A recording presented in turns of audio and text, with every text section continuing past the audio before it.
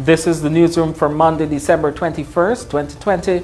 We're broadcasting to you on E1, Scar TV, NTN, and Tarzi TV in Bartica. In the headlines, a small-scale Mahaica Creek farmer is trying to put his family in a state of happiness and satisfaction this Christmas, despite his difficult circumstances. Well, what we get having no content with that? A family is desperately searching for their 42-year-old relative who went missing from his Soosdijk Linden Highway house over a month ago. Bars and entertainment spots, which have been closed for over 8 months due to the COVID-19 pandemic, are lobbying the task force for permission to reopen. A 15-year-old girl who's diagnosed with a cancerous brain tumor is pleading for the public's help. And in sport, former Golden Jaguars skipper Christopher Nurse reiterates call for Pro League to aid local football development. With the news, I'm Kurt Campbell. We're glad you can join us. First up, a small-scale Mahaica Creek East Coast Demerara farmer is trying to put his family in a state of happiness and satisfaction this Christmas, despite his difficult circumstances in providing for his wife and 4 children.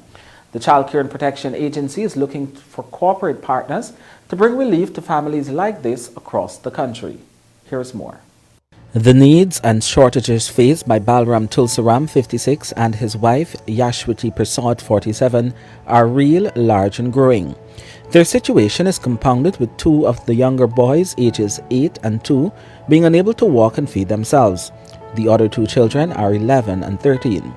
The family has managed to subsist in the widely distributed and distant village of Little Baibu, Mahaica Creek, by pooling their limited resources with the generous contributions from individuals and organizations. This year presented its own unique challenges with the onset of the coronavirus pandemic, and Christmas for this family will be spent without many of the domestic highlights of the season. The triumph in what could have been an otherwise sad story is that Christmas will not pass this family amid feelings of self-pity, but it will be spent in contentment. Yeah, but it's get money, yes. We get the amount of money, you know. It's not enough. You get amount you do, yes, but that's why we get having no content with that. The Child Care and Protection Agency had received a report earlier this year that the mother had abandoned her parental responsibility and left the home for several months. While she has now returned and recommitted herself to the family, Tulsaram was forced to care for the children, 2 with special needs due to their physical disabilities, while at the same time attending to his farming activities. He had become both the caretaker and breadwinner. Now with Yesu back at home, she intends to support her husband with the children while he goes out to work the farmlands.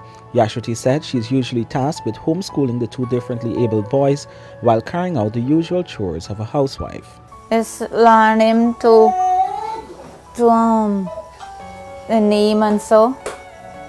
The name and count to 1 and 5 and so. Alright. Well, he can't write. He can't write. When you give anything to hold and so, you throw down them. If you give him food and so, he can't eat by himself. You gotta feed him. Back in October, the Child Care and Protection Agency visited the 1-flat concrete structure where the family dwells amid a lack of furnishing. The agency immediately sprang into action to provide relief for the family, and on Saturday last returned with representatives from eNetworks, Guyana's leading provider of television, internet, entertainment, ICT and media services, to hand over clothing, food items and cash to the family. The cash donation from eNetworks was also accompanied by a donation of personal items bought for the family by the staff of eNetworks. We met this family in October, I guess late October, and when we came in here, it was a situation where the mom had left the family and the father was there taking care of the boys. We came in, we did the assessment as to the needs of the family. We sought help from the other relatives, asking that they give him some assistance, because as it is, he had to be the breadwinner and the caregiver for the children. Then we made recommendations. We made recommendations for them to get some assistance, because we recognized that they needed a lot of things in order to make life comfortable for a better living. Tulsaram was very thankful for the assistance and again spoke of his contentment The Child Care and Protection Agency is hoping to get other families on board, not only to help this family at Christmas, but many other families facing similar difficult circumstances. The family does not have a cell phone, and persons desirous of helping them can make direct contact with the Child Care and Protection Agency. We tell you now that 42-year-old Answer Stull of Kurukuru on the Linden-Soesdijk Highway has been missing since November 15, 2020, and with the holidays approaching, his family is desperately seeking answers. His brother, Harvey Stull, told the newsroom that the house at Kurukuru was found ransacked with what appears to be bloodstains on the floors and walls. According to Harvey, his brother was last seen on WhatsApp on November 15, and this was also the last time he was heard from. An official missing persons report was filed on December 16. His mother called me and told me that she hasn't heard from him in basically over 3 weeks. She wants to know what's going on. I can call my cousin as well. So when he went up there on Tuesday after she called Monday. When he went there, the place was basically, it looked as though it was locked up, but when he held one of the windows, it was open. And when he went in there, the whole place was ransacked. A lot of things looking like blood on the walls and drop on the floor. All of his personal effects, with the exception of his glasses, was basically found missing. The battery from the solar, all of the lights from the house looked like it was well looted. All of his food stuff, nothing at all was there. He was nowhere to be seen or heard from. We tried to call him. He's not. It's phone going straight to voicemail, and it hasn't been seen on WhatsApp since the 15th of last month. Last time anyone heard from him, he called my cousin and told her that he was coming down on the 5th of this month, and she didn't see him either, so nobody knows what happens to him. He didn't work, he comes down, and he's being supported by my sister from overseas. And he's been up there for, say, 21 years, since 1999. He's been there. Well, the police told us we have to stand the expense, you understand, because they cannot investigate anything unless they find a body. Other than that, they treat it as a missing person. Okay. And if there's anything, we will have to stand that expense to go and search to see whatever it is. The police doesn't do that kind of work. Look after the search for missing people. If they find a body, then they can launch an investigation, and then they would test to see if it is blood or not. Because it's on the floor, you understand, it's on a few of the walls, you understand, and I cannot understand cat's rape or Chinese sauce or whatever. When it drops, it's a very thick substance, it wouldn't spatter. When the newsroom returns, bars and entertainment spots, which have been closed for over 8 months due to the COVID-19 pandemic, are lobbying the task force for permission to reopen. And a 15-year-old girl who's diagnosed with a cancerous brain tumor is pleading for the public's help. Stay tuned. You're watching the newsroom. With the grace period implemented by the Bank of Guyana and commercial banks for the repayment of loans nearing its deadline, bars and entertainment spots, which have been closed for over 8 months due to the COVID-19 pandemic, continue to lobby the National COVID-19 Task Force to allow for reopening. President of the Tourism and Hospitality Association, Mitra Ramkumar, spoke with the newsroom on Monday and explained how the bars and entertainment spots can reopen safely. Isanella Patwa reports. President of the Tourism and Hospitality Association, Mitra Ramkumar, said the closure of bars and entertainment spots for over 8 months has caused a ripple effect, affecting the lives of families and employees, as well as the employer. A moratorium on loans was granted for up to 6 months by the banks in March and subsequently extended to the end of December 2020. Ramkumar explained that some of the entities will soon have to start repaying loans, even though they have not been in operation for months. As such, the association is calling on the National COVID-19 Task Force to allow for the reopening of these entities under strict COVID-19 protocols. It is actually counterproductive if you don't open so that you have safe spaces. So you need to look at it from that perspective. So if you're talking about the reopening of bars, then what you need to do is ensure that that space or that bar that is going to be operated, the protocols are observed at that location. So you have to look at it from a holistic perspective. So it's not only at a small bar, it has a chain reaction. So it affects the banks, it affects employees, it affects families. All of these things need to take it into consideration. So if you look at it from that perspective, what you need to focus on is ensure that the operation of that facility is being done in a safe way, observing the same protocols that every other industry observes. Additionally, Ramkumar said they are also lobbying for the task force to allow 50% indoor dining. Ramkumar explained that under Section 6 of Essential and Other Services in the Gazette Order, 50% indoor dining can be included, with tables spaced 6 feet apart from each other and no more than 4 persons seated at large tables and are at least 3 feet apart. The focus needs to be on how do we operate in a safe way. And we know what the protocols are. So if we operate along and we observe these guidelines, then businesses can operate. And that is our position on the 50% indoor dining, because we don't believe that it is putting patrons at risk, neither it is putting our staff at risk, because we believe it can be done safely. The National COVID-19 Task Force in the current gazetted COVID-19 order give permission for the reopening of lodges and resorts. However, before any resort or lodge can be reopened, a standard operating procedure is required, after which approval is granted and the business is certified by the Guyana Tourism Authority. Ramkumar believes the same model can be applied to bars and entertainment spots. Reporting for the newsroom, I am Isanela Patwo. The mother of a 15-year-old girl is in dire need of additional assistance as her condition continues to worsen. Shanice Mahu is suffering from a cancerous brain tumor, which has now taken over both her eyes and is also affecting her ability to speak. Shanice's mother, Shelley Balkaran, spoke with the newsroom on Monday during a visit to Dr. Gooding's clinic, where her daughter is receiving treatment. She explained that the teenager is administered morphine on a daily basis, which costs between $50,000 to $60,000. With this treatment ongoing for months, the family's resources have since depleted. The teenager, who now weighs just 40 pounds, is also asking for a wheelchair since she can no longer move on her own. First of all, we would like to thank all the donors. The response from our first asking for donation was tremendously well. But the bills has been sky high up. All the money actually were used on the outstanding bills and treating her. Now she's at a stage 4 cancer, and morphine is what we're using on her, basically for the pain.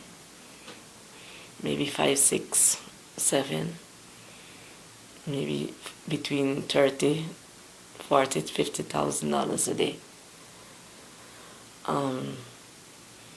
The tumor's in the mouth.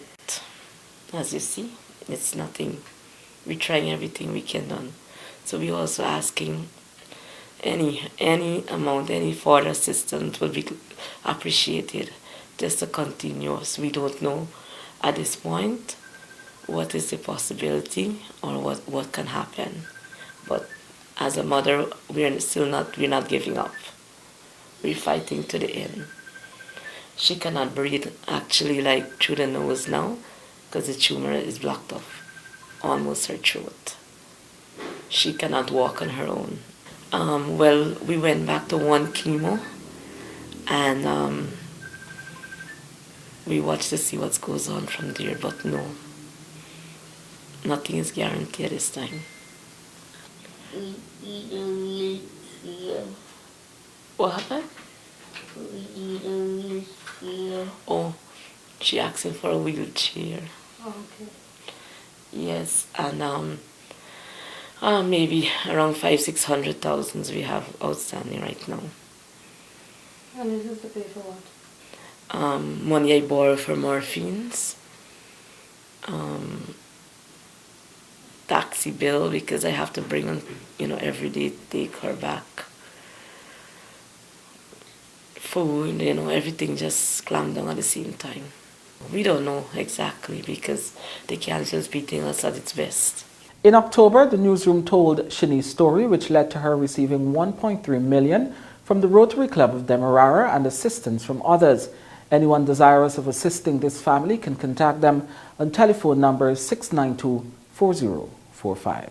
With the distribution of the government's national COVID-19 cash grant coming to a close, the Ministry of Finance is clarifying that the one-time payment of $25,000 is per principal household. The ministry said it is necessary to re-emphasize that the grant is not one per family. The government is notifying persons that the issuance of the cash grant will be done to the primary householder, And wherever there are other family members or tenants, those persons are being issued with a pink form, which will serve as the instrument to be used to verify those candidates for future consideration. The names, addresses, and contact information of persons who were not at home during the distribution exercise will be collected, and arrangements will be made for them to collect their grants at a later date. In cases where there is no principal householder on the premises, but all the family's residents therein are tenants, all such families will receive the pink form. Last week, President Irfan Ali said that all discrepancies are being investigated and the necessary action taken. The Auditor General has been asked to audit the entire cash grant distribution. I've heard this on social media. I've heard this from some opposition personnel. I have not received any formal feedback. The Auditor General is involved. I've asked the Ministry of Finance, the Ministry of Social Services, and the Auditor General to look at all the comments that are made, whether on social media or in the mainstream media, and to ensure that this benefit is for every single qualifying house, every single household. All right? In some region where the household got and there was a tenant, for example, the pink form was filled up, the Auditor General would have to go back to those areas to verify that it's actually another household, and then the payments will be made. So what will happen after this is a two-tier system to ensure greater transparency and enhanced transparency. One, the Auditor General will go back house by house to house to ensure that the houses match the payment that was made, and then there will be a second tier where they'll go back to check back on the pink slip to ensure that those are actual household that need to be treated with. And you'll also be checking to see if households are missed. Yes. In that process too, if there is any household that was missed, they can definitely contact the team.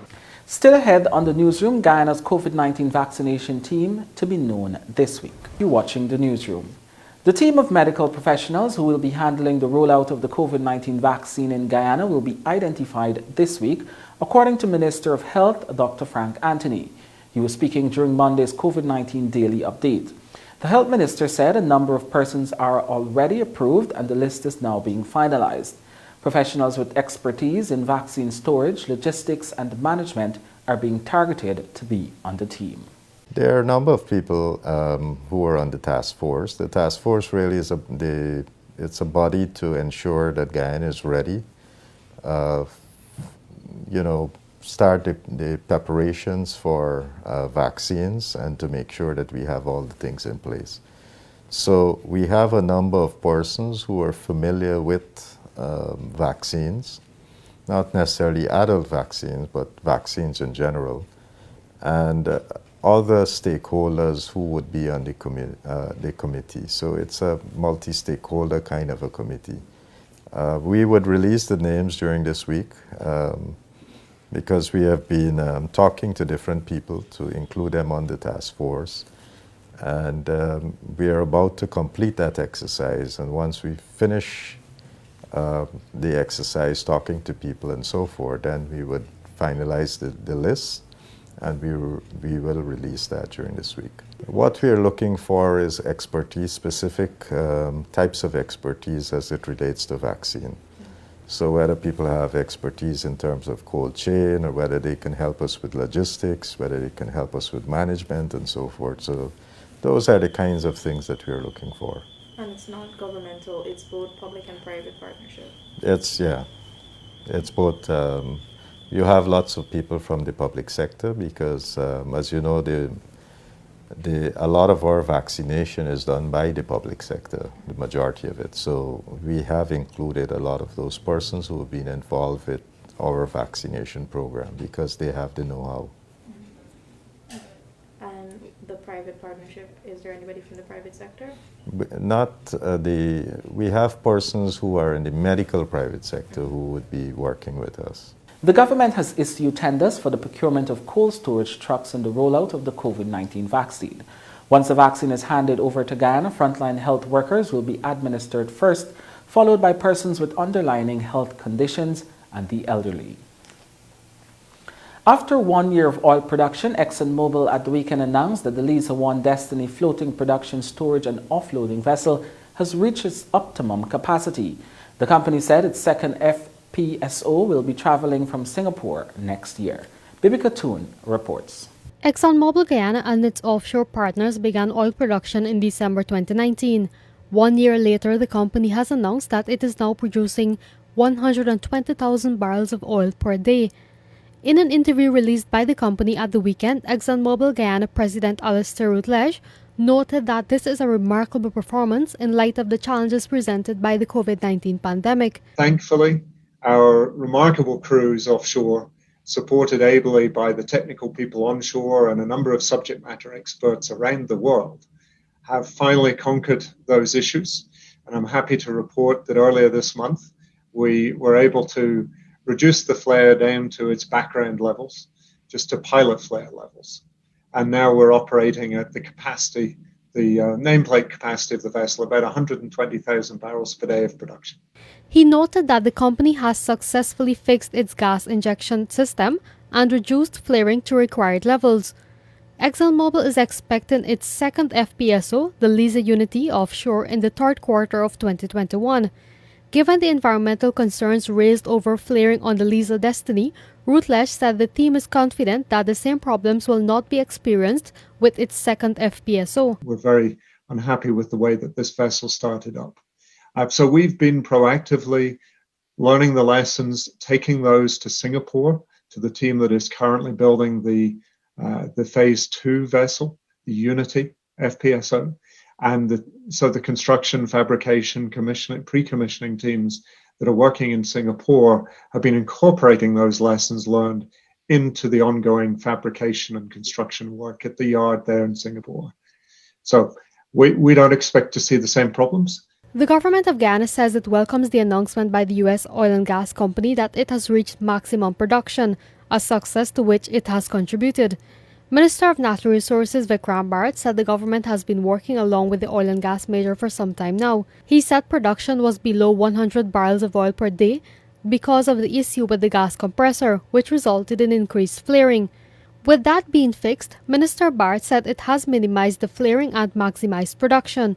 Low production had also resulted in only 4 crude lifts instead of 5. Commenting on the gas-to-shore project, ExxonMobil president said the engagements are ongoing and the company is awaiting the onshore landing point for the project. The Liza and Payara developments are in the Stabroek Block, operated by ExxonMobil affiliate SO Exploration and Production Guyana Limited, which holds 45% interest in the block. Hess Guyana Exploration Limited holds 30% interest and Sinok Petroleum Guyana Limited owns 25% interest. Bibi Katoon, Newsroom. When the newsroom returns, the financial, weather and bridge reports, along with sport with Avinash Ramzan.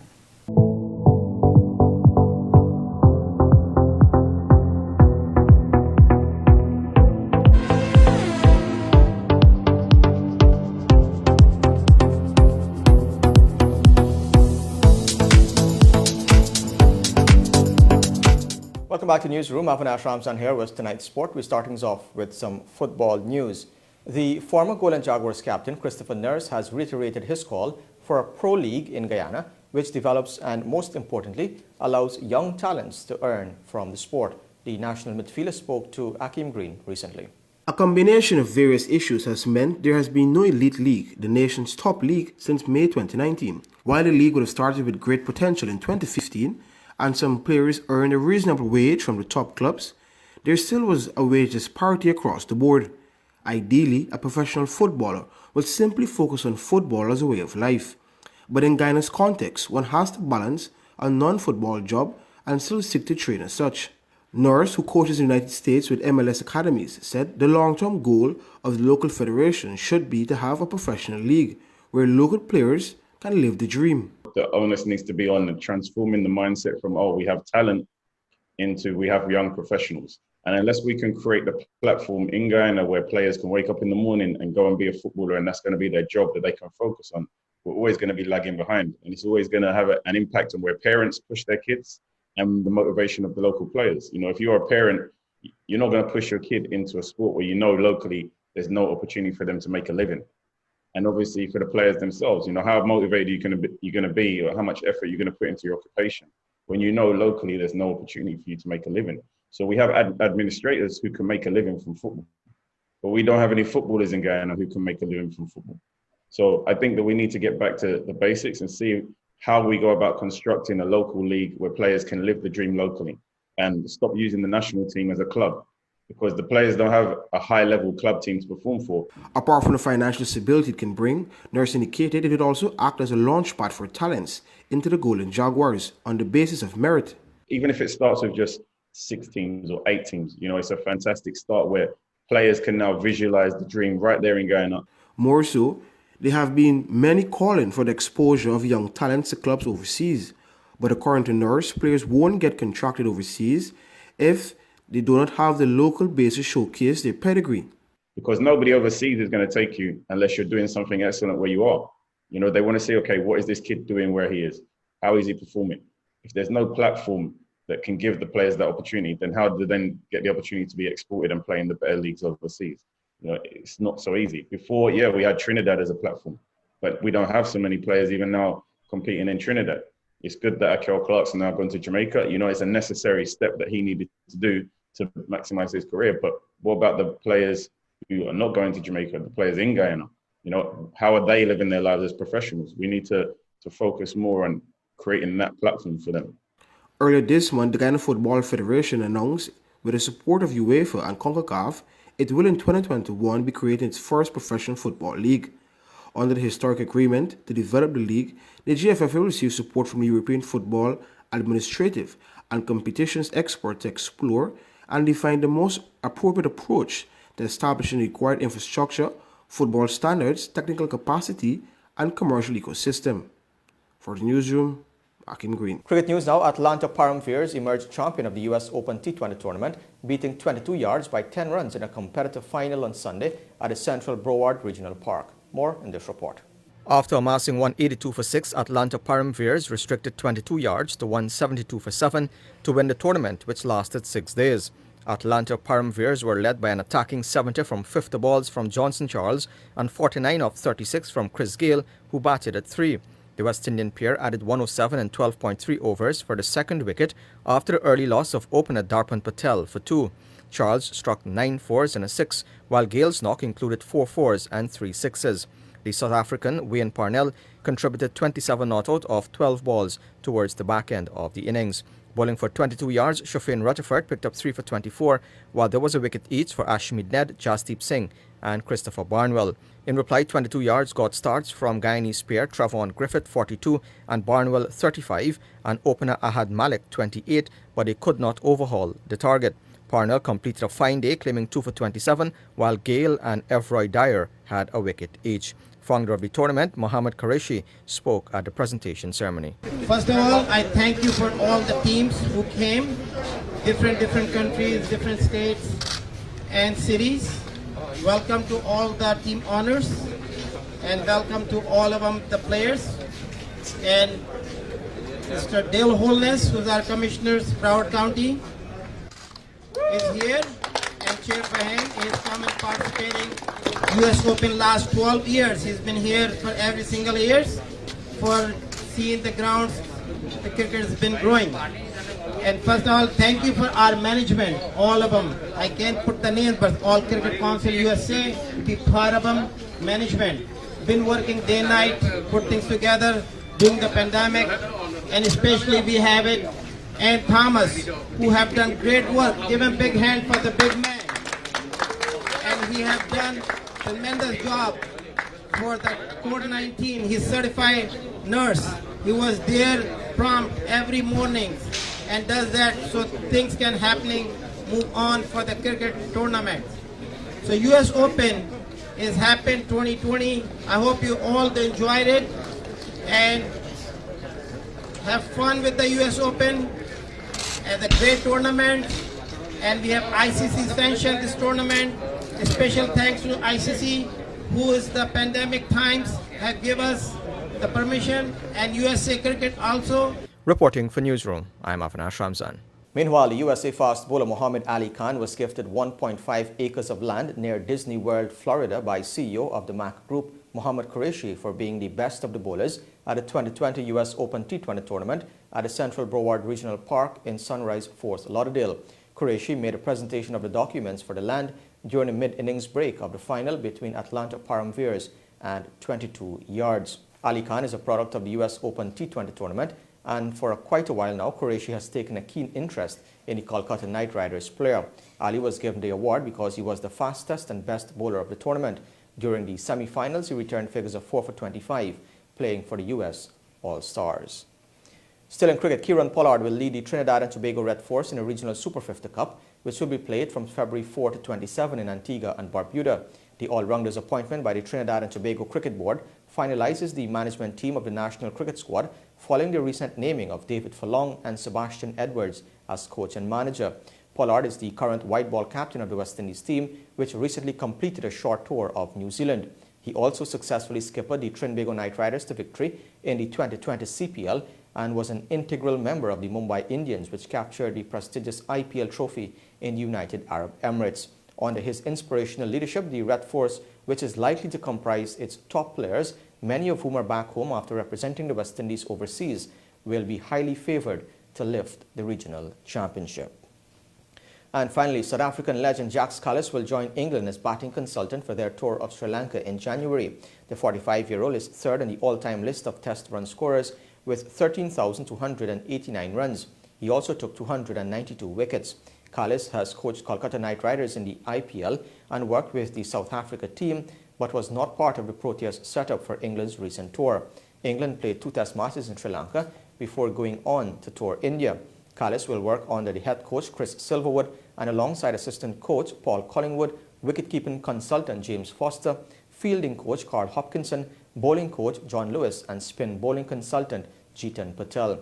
Both test matches will be played in Galle starting on January 14 and January 22. And with that, we've come to the end of the news for this evening. Of course, you can find updates on these and other stories on our website, Newsroom.gy, our Facebook page and Instagram. On behalf of the entire news team, my name is Avinash Ramzan. Thanks for watching. Be safe. See you next time.